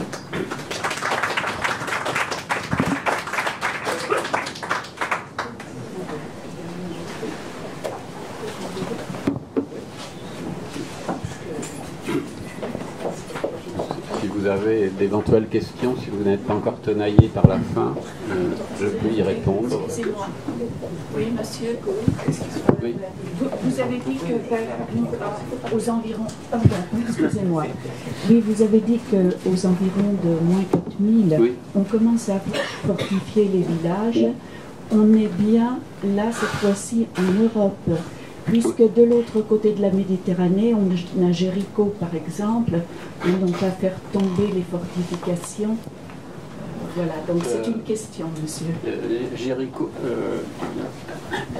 il y a deux choses. Il y a un village néolithique avec une construction circulaire qui date des environs de moins 8000, moins 9000 et qu'on a interprété, la fouilleuse Catherine Canyon, avait interprété comme une fortification parce que Jéricho, la trompette, etc. Mais en fait, il s'agit d'une construction cultuelle du même type qu'à Göbekli ou que ce que je vous ai montré aussi sur la fouille française là, en Syrie de Jeff El Ahmar. Donc c'est pas militaire, c'est une construction cultuelle. Après, effectivement, il y a les guerres du Proche-Orient qu'on connaît par l'histoire, que ce soit une histoire réelle ou une histoire arrangée. En tout cas, il y a des guerres et effectivement, les villes se fortifient, mais Jéricho, la terre promise et tout ça, si les choses ont existé, ce que certains archéologues israéliens réfutent, mais en tout cas, ce qui est certain, c'est qu'il y avait des guerres à cette époque, mais Jéricho, la guerre de Jéricho, s'il y a eu lieu, on serait vers moins 1200, donc beaucoup plus tard. Ce qui se passe au Proche-Orient, c'est la même chose que ce qui se passe en Europe. Ça commence un peu plus tôt au Proche-Orient, c'est effectivement les villes aussi, les villages, puis les villes s'installent sur des hauteurs et se fortifient, ce qui n'est pas du tout le cas au début.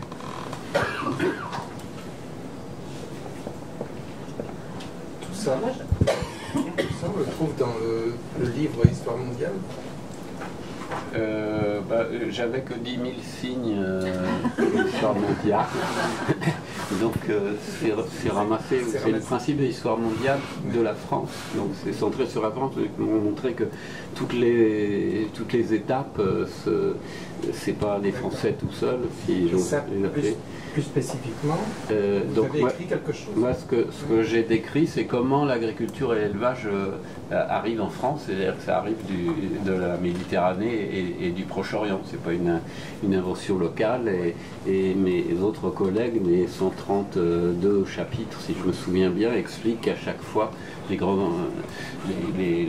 événements marquants sont en général assez banals, mais c'est quand même par les temps qui courent, c'est pas inutile de le rappeler, que ces grands événements se trouvent en interaction, que la globalisation, mondialisation n'est pas un phénomène qui date des 20 dernières années, mais que ça a toujours été le cas, que les premiers Français, entre guillemets, c'est des Homo erectus qui arrivent dans le sud de la France, notamment à Lézignan, vers 1 200 000 ans, qu'après il y a les Homo sapiens qui arrivent d'Afrique en France vers moins 35-40 000 ans, et que troisièmement vous avez les agriculteurs du Proche-Orient qui arrivent, c'est ce que je vous ai montré aujourd'hui, en France à partir de moins 5008 à peu près, et puis le tout avenant, les Romains, les grands mouvements de population, voilà. Donc c'est le principe du livre qui a été commandé. Donc moi j'ai fait comme on m'a demandé, j'ai raconté cette histoire en 10 000 signes. Si vous voulez en savoir plus, je vous ai montré la bibliographie. J'ai écrit aussi un tout petit livre aux éditions du Pommier qui raconte ça en 100 pages, petit format. Je crois qu'il est là. Donc voilà. Merci. Est-ce qu'on peut considérer que l'apparition des guerres est liée à l'existence de biens à défendre? Est-ce que c'est en lien la question de la propriété, donc de la sédentarisation agricole et la nécessité de les combattre? Je pense que la violence entre mâles humains notamment, elle a sans doute existé de tout temps. Il y a toujours dû avoir des scènes de ménage ou des bagarres entre voisins. Mais on n'en a quand même que très peu d'exemples. On a deux massacres, un au Soudan déjà et un au Kenya, qui datent un de moins 12 000 et un de moins 8 000 chez des chasseurs-cueilleurs, où ils se sont massacrés sans doute pour, comme on est au bord du Nil, pour des écosystèmes un peu favorables. Donc ça a pu exister, ou peut-être que c'était des problèmes d'un autre ordre, mais en tout cas on a très très peu de signes de violence. Ma collègue Marianne Patou-Matisse a publié il y a 2-3 ans un livre qui s'appelle Préhistoire de la guerre et de la violence, où elle recense un peu tout ça. Et au début du néolithique, c'est à peu près pareil. Et puis c'est au cours du néolithique, quand on voit justement, on voit les fortifications apparaître, on voit les villages qui se mettent dans des positions beaucoup moins commodes, et on voit les blessures se multiplier.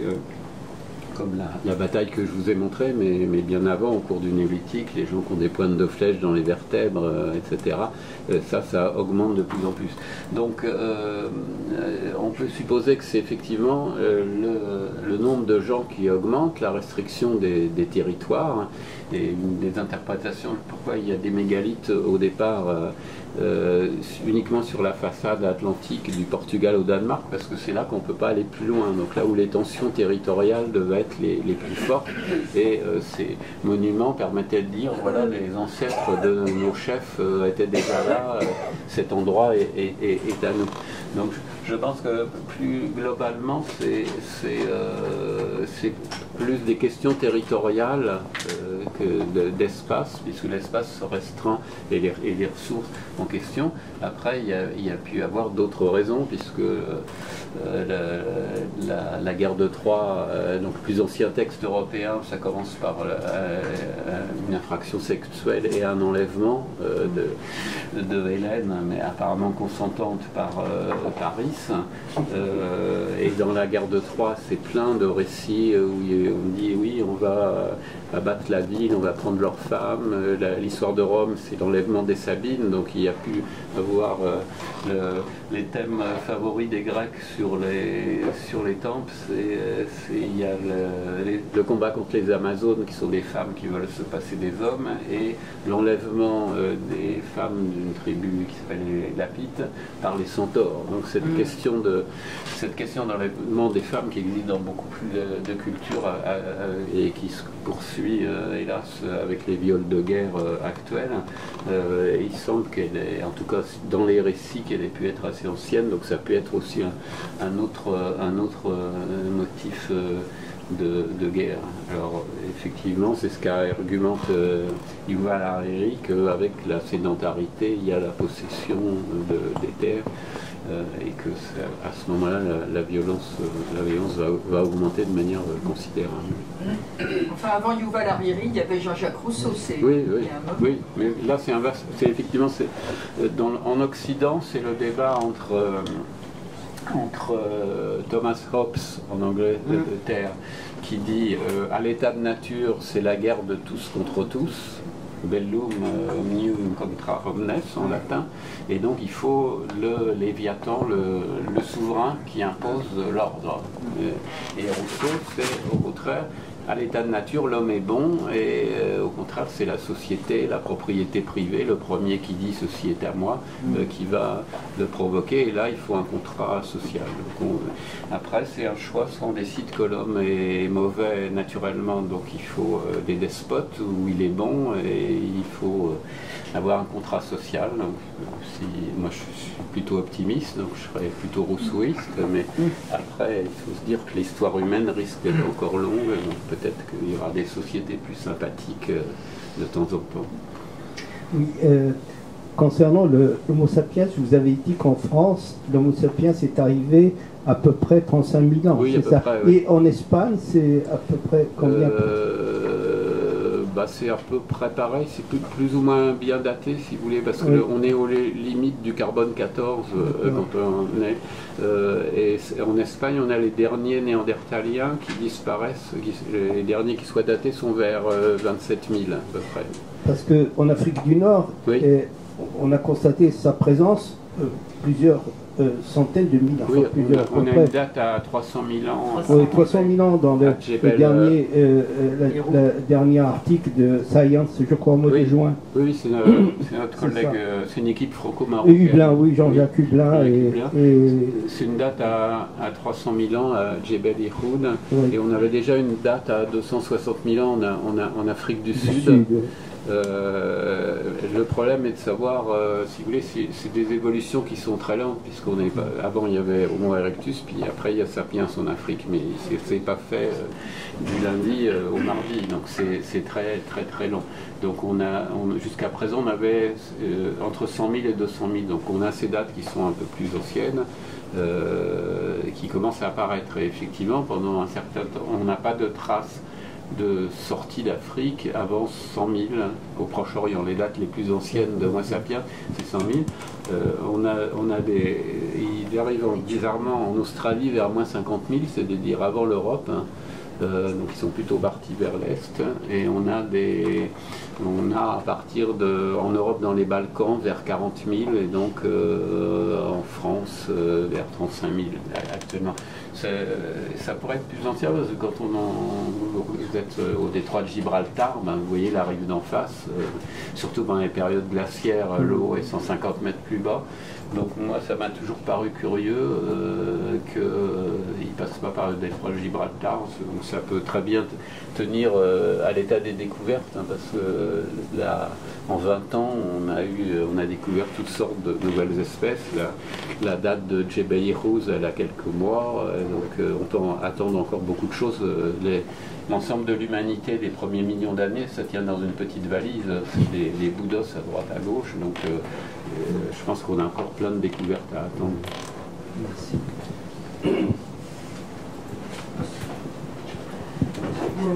Merci beaucoup pour votre exposé absolument enrichissime. Il y a quelque chose de fascinant dans la mobilité de ces gens. Parce qu'on s'imagine un espace plutôt vide, plutôt hostile, avec beaucoup de bois, forêt, montagnes, froid, je sais pas. J'imagine difficilement comment ces gens étaient mobiles. Et ça, donc c'est l'élément de temps qui me manque un peu. Combien de temps il a fallu par ces groupes humains qui étaient au Proche-Orient pour arriver en France, pour dire les Balkans, etc. La notion de temps, je n'arrive pas à comprendre combien de temps ils n'avaient pas la roue. Si ça, c'est la première question. Oui, ah bon, d'accord. Oui. La deuxième question, non, accessoirement, et combien de personnes, de quoi on parle en termes de chiffres de population, de tout ça? Et la deuxième question, c'était, j'ai entendu parler de la mobilité des femmes au néolithique comme quelque chose d'un peu particulier, que certaines recherches récentes, grâce à l'ADN, montraient qu'il y avait des stratégies matrimoniales peut-être, mais qui faisaient que les femmes étaient beaucoup plus mobiles et qu'elles étaient capables de faire 1000 km pour aller se marier et être intégrées dans ailleurs. Est-ce que ça vous dit quelque chose, ça? Oui, bien sûr. Donc la première question, il faut 2000 ans pour aller d'Istanbul, si vous voulez, enfin des détroits jusqu'à l'océan Atlantique. Alors il faut se représenter simplement que c'est en gros c'est une progression d'à peu près 1 km par an, hein, mais qu'il ne faut pas se représenter effectivement 1 km par an, mais 30 km pour une génération. C'est-à-dire qu'il faut imaginer que vous avez le village grossit, puis une partie du village à un moment va partir un petit peu plus loin.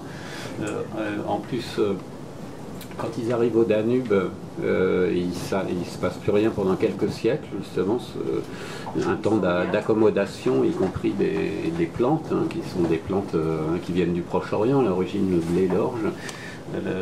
Les bœufs, les vaches, c'est celle du Proche-Orient parce qu'il y a des aurochs en Europe, mais ils ont déjà domestiqué depuis plusieurs millénaires leurs vaches qui sont beaucoup plus gentilles, donc ils ne vont pas s'embêter à domestiquer les taureaux sauvages. Donc la génétique le confirme, quoi. Toutes nos vaches normandes sont venues du Proche-Orient il y a quelques millénaires. Il y a eu du mélange entre les cochons et les sangliers, mais pratiquement pas, la génétique le montre bien. Donc c'est une espèce d'avancée très, très progressive, si vous voulez. La conquête de l'Ouest par les Européens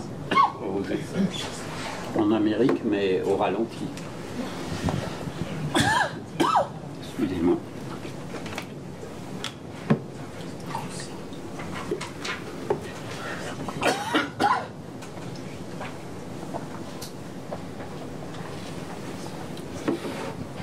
Alors, effectivement, à cette époque-là, avant, au Paléolithique, période froide, la moitié nord de l'Europe, c'est des glaces, donc il n'y a personne, et la moitié sud, c'est des steppes, avec des troupeaux de rennes, etc.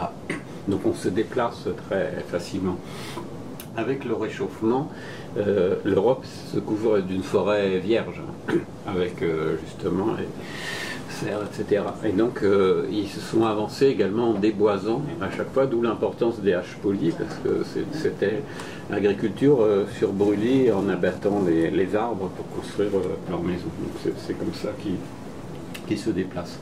Alors par rapport à votre deuxième question, ce que montrent certaines études génétiques, mais on en est au tout début de cette technique et ça coûte très cher. Un seul individu, l'ADN d'un individu pour avoir le génome complet, c'est 60 000 €. Donc quand vous êtes généticien, vous avez intérêt, vous n'allez pas dire « Ah, j'ai fait une analyse et puis ça prouve ça, mais il faudrait que j'en fasse d'autres et donnez-moi de l'argent ». Vous allez dire « Ah, j'ai retrouvé les Indo-Européens », comme l'a dit... comme l'ont dit deux articles il y a 2 ans, où je montre que les femmes étaient beaucoup plus inventives, mobiles, etc. Comme ça a été fait il y a quelques semaines. Donc on grossit un peu toujours le trait et dans le sens de ce qui est à la mode dans les revues américaines. Mais néanmoins, beaucoup de sociétés humaines sont exogamiques, c'est-à-dire qu'on va chercher son conjoint ailleurs. Et en général, c'est les femmes qui se déplacent. Donc, même les sociétés paysannes traditionnelles, la femme va vivre dans la maison de son mari, même si le mariage peut se faire dans la commune, dans l'église de la mariée. Ensuite, donc beaucoup de sociétés sont patries locales, comme on dit. Et les femmes d'ailleurs. Et jusqu'à présent, les analyses qu'on a pu faire, soit par l'ADN, soit par une méthode qu'on appelle le strontium, qui permet de savoir par la différence entre la quantité de strontium, qui est un des éléments dans la nature que vous avez dans les dents et dans vos os, qui ne sont pas pareils. Si là où on vous trouve, là où vous êtes enterré, est-ce que c'est là où vous êtes né ou est-ce que vous venez d'ailleurs? Donc ces techniques qui sont en plein développement et on a des tas de choses à attendre, montrent que dans les quelques cas, mais pour l'instant ça porte sur quelques dizaines, en général c'est plutôt les femmes qui ne sont pas locales. Et en plus on a pu le faire, mais plutôt à l'âge du bronze, à l'âge du fer, on s'aperçoit que, au moins dans les couches dirigeantes, parce que souvent on a tendance à faire des analyses d'abord sur les tombes les plus riches, elle voyage beaucoup. On a une tombe riche au Danemark, au Jutland, qui s'appelle Hedjen, et on a pu montrer que par la chimie de ses os, la jeune femme en question venait de la forêt noire. Et donc on a cette circulation, ça va actuellement dans le sens mais pour des périodes plutôt récentes, âge du bronze, âge du fer, qu'on a des échanges matrimoniaux entre les élites qui permettaient justement de sceller ces alliances à longue distance et qui allaient aussi avec des échanges de cadeaux, etc. Ce qui est le cas, toutes les reines de France étaient étrangères, polonaises, autrichiennes, espagnoles, italiennes, etc.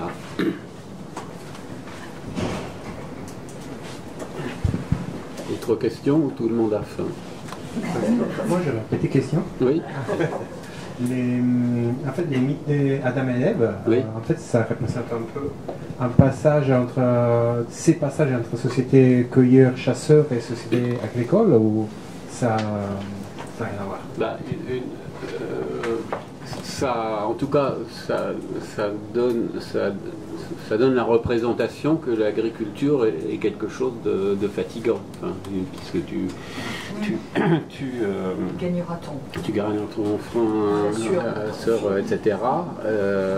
Donc c'est de la l'invention de l'agriculture. Et il y a chez certains peuples, c'est plutôt, pour le maïs en Mésoamérique, c'est un dieu qui offre, qui donne quelque chose. Certaines populations ont une vue optimiste, mais le maïs c'est moins fatigant que le blé. Mais là, dans la Bible, c'est effectivement c'est une chute, mais ça couvre d'autres problèmes il dit à Ève, tu obéiras à ton mari, tu seras porté par ton désir vers lui, donc tu seras esclave de ta sexualité, en gros, et je ne sais plus quoi. Donc il y en a. Tu accoucheras dans la douleur. Voilà. Tu enfanteras, ouais. Voilà. Tu es péridurale maintenant. Ouais. C'est pour ça que le Vatican, au début, avait interdit ce qu'on appelait l'accouchement sans douleur dans les années 50. C'est une méthode soviétique qui était en fait l'accouchement sans crainte, avec des techniques respiratoires, mais dans un premier temps, le Vatican avait considéré que c'était blasphématoire, et puis finalement, pour la péridurale, il y a eu beaucoup moins de débats.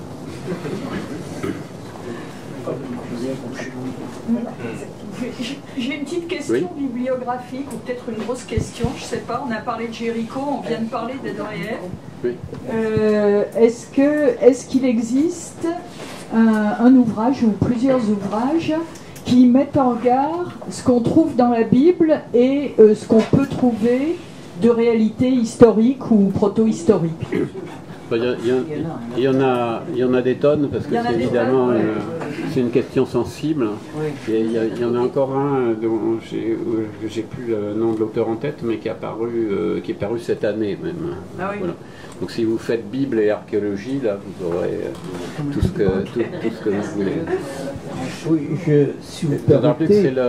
Excusez-moi juste, c'était la nouvelle année hier. Ouais. Mais il n'est pas certain que le monde ait été réellement créé il y a 5178 ans. Avant l'Homo sapiens. Oui. Après Big Bang, ça serait plutôt des milliards d'années. Hein. Oui, mais je ne me prononcerai pas, là je sors de mon domaine de compétence. C'est questions théologiques sensibles. Il y a un excellent livre qui est paru en 2014 de Thomas Romer, L'invention de Dieu. Et là, vous avez, non seulement on est... avant de parler d'Adam et d'Ève, parlons d'abord de Dieu. Et vous verrez comment Yahvé est passé de son statut d'une divinité, je crois, médianite, à ce qu'il est actuellement, Dieu un et puis Dieu unique. L'invention de Dieu aux éditions de Seuil. Et il est sorti il y a 2-3 semaines en livre de poche. Vous pouvez trouver à 9 €, je crois, 9 €. Ce qu'on peut voir, c'est que les sociétés traditionnelles sont polythéistes. C'est-à-dire quand il y avait... si une ville avait vaincu une autre, ça ne voulait pas dire que leur dieu n'existait pas, ça veut dire que les dieux étaient plus forts. Et dans l'Iliade, les dieux, ils se battent entre eux. Donc le monothéisme, c'est relativement tardif, et ça apparaît, en tout cas, c'est peut-être une coïncidence, mais avec la notion d'empire, c'est-à-dire l'idée qu'il y a un homme qui a vocation à régner sur l'univers. Donc la première attestation du monothéisme, c'est Akhenaton au moment de la plus grande extension de l'empire égyptien.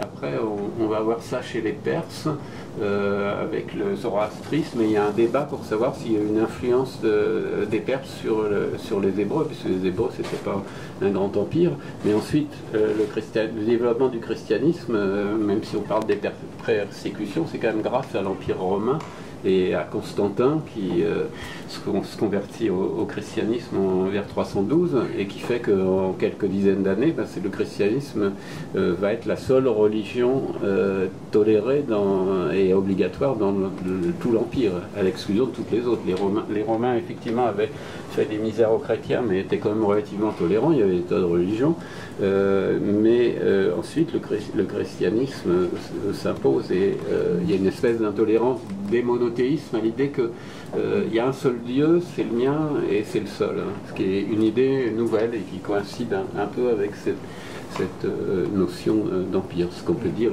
historiquement. Sur l'existence même de Dieu, je ne me prononce pas.